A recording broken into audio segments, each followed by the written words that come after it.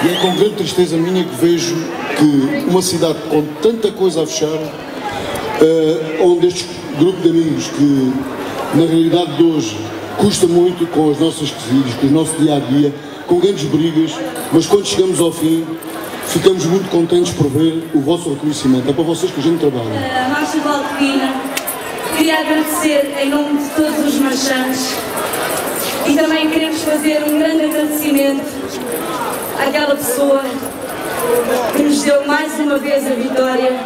Somos bicampeões e muito devemos a um homem que se chama Carlos Mendonça.